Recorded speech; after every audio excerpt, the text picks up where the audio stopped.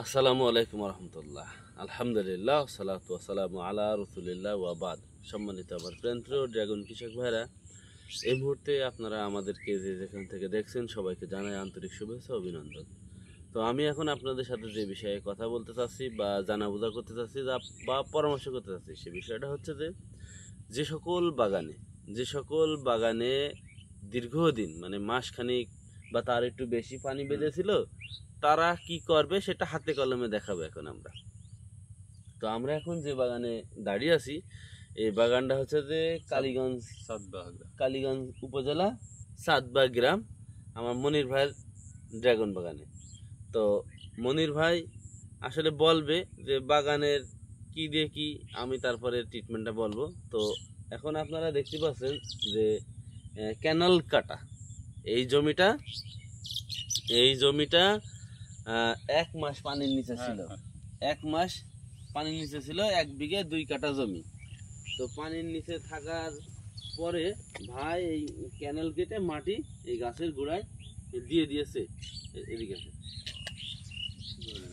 এখন হচ্ছে যে ভাই, এই যে আপনি এই বিস্তারিত আপনার এই চাষ সম্পর্কে বলেন। এখন আমি আসার পরে যে আমি তো আসলে বাইরে ছিলাম দীর্ঘদিন, থাকার পরে দেশে এসে এই ড্রাগন চাষে শুরু করি। এখানে আমাদের প্রায় 15-16 বিঘা জমি, তার ভিতরে 2-2.5 বিঘাতে আমি ড্রাগন লাগাই। তা এই বাগানটা একটু নিচে ছিল, এবার পানি একটু বেশি হওয়ার কারণে পানি বেরোতে পারিনি, যার কারণে প্রায় 1 মাস পানির নিচে ছিল। নিয়ে যে গাছগুলো একদম পুষে গেছিলো, গোড়া প্রায় 1 ফুট করে।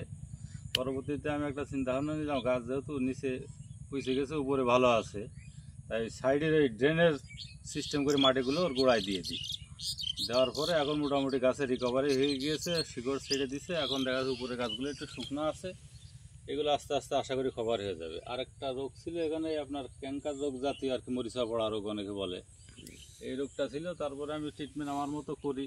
নেক্সট রুবেল ভাইয়ের ভিডিও দেখে রুবেল ভাইয়ের কাছে যাওয়ার পরে ওনার পরামর্শ অনুযায়ী ট্রিটমেন্ট শুরু করেছে। আশা করছি একটা ভালো ফলাফল পাবো ইনশাআল্লাহ। জি, আমি এখন আপনাদের যেটা বলবো সেটা হচ্ছে যে মনির ভাই আমাকে বলল যে আমার বাগানে 2টা রোগ, একটা হচ্ছে যে জেল শুকিয়ে যাওয়া, আর 2 নম্বর আছে মরিচা রোগ। তা জেল শুকানোর ব্যাপারে ওনাকে বলা হয়েছে যে আপনি গাছের গোড়ায় মাটি ধরিয়ে দিবেন। মাটি ধরিয়ে দিয়ে একটা স্প্রে দিবেন। প্রথম স্প্রে দেওয়ার 10 দিন পর আর একটা স্প্রে। তো ভাই যেভাবে মাটি দিয়েছে, মাটিটা আরও সুন্দরভাবে দিতে হবে।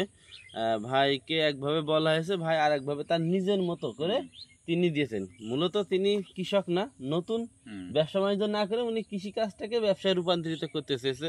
তো আলহামদুলিল্লাহ, এমন ব্যক্তিরা যদি চাষে আসে তাহলে চাষে লাভবান হওয়া যাবে এবং চাষ অনেক দূর নিয়ে যাওয়া যাবে। তো সেটা আমি বলি যে ভাই গাছের গোড়ায় মাটি দিয়েছে, মাটি দেওয়ার পরে এই গাছে 2টো স্প্রে দেওয়া হয়েছে। একটা হচ্ছে ছত্রাকনাশক মেনকোজেব সাইমক্সলিন, আর 2টা বিষ, একটা হচ্ছে ইমিডাক্লোরোফিট দেওয়া হয়েছে, আর একটা হচ্ছে যে ফিপ্রোনিল গ্রুপের ওষুধ দেওয়া হয়েছে। দিয়ে গাছের গোড়ায় স্প্রে করে দিয়েছে। তো দেখো, তো দেখেন আমরা এই গাছে 100 স্প্রে করেছি। তা গাছে মাটি ধরে দিয়েছে, কি সুন্দর শিকড় বেরিয়েছে দেখেন। তো আমি বলবো, যাদের বাগানে দীর্ঘদিন পানি বেঁধেছিল, পানি বেঁধে থাকার কারণে গাছের জেল শুকিয়ে গেছে, তারা আপনাদের যদি নিচু জমি হয় তাহলে এইভাবে ক্যানেল কেটে দিবেন, এইভাবে ড্রেন করে দিবেন। আর মনির ভাই, এবার দেখেন আপনার আরেকটা পরিচর্যার কথা বলে দিই। এখানে যে মাটি ধরা হয়েছে, পাশনি আছে আপনার কাছে? না, পাশনি নাই। এখানে যে মাটি ধরা হয়েছে, এইবার এই মাটি টেনে এইভাবে মানে এইভাবে ট্যাক হয়ে যাবে। বুঝতে পারছেন আমার কথা? মানে এই দেখেন, এই মাটিটা এইভাবে লেবে চলে আসবে।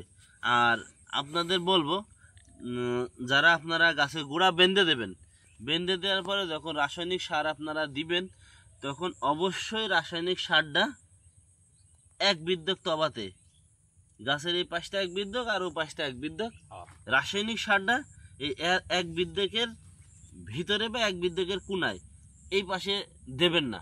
ওই 2-1টা সিটে ছোটা হয়ে চলে গেলেই যাক, কিন্তু আপনি দেবেন না। অনেকেই করে কি, আমরা তো স্প্রেটা করি জোন দিয়ে তারপরে সার দিয়েও জোন দিয়ে। তো আমার ভালো লেগেছে, আমার মনির ভাই নিজেই স্প্রেটা করে। তো জোন দিয়ে সার দিলে কি হয়, ওরা গামলা করে নিয়ে যায়, নিয়ে যেয়ে গাছের গোড়ায় মেরে দেয়।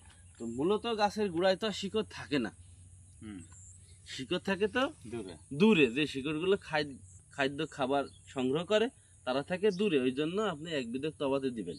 তো যাদের আপনাদের বাগানে যে সমস্যা হয়েছে, এরকম সমস্যা হয়েছে, তারা এই আমার এই কথা মতো বা আমার এই পরামর্শ অনুযায়ী যদি আপনারা কাজ করেন, তাহলে ইনশাল্লাহ ফলাফল পাবেন। আমরা পেয়েছি, আপনারাও পাবেন ইনশাল্লাহ। আরও বিষয়ে যদি কোনো বিস্তারিত আপনাদেরকে জানতে প্রয়োজন মনে হয়, তাহলে আমার নাম রুবেল, আমার দোকান মেসাস রুবেল এন্টারপ্রাইজ, কোটচাঁদপুর বাজার, ঝিনাইদহ।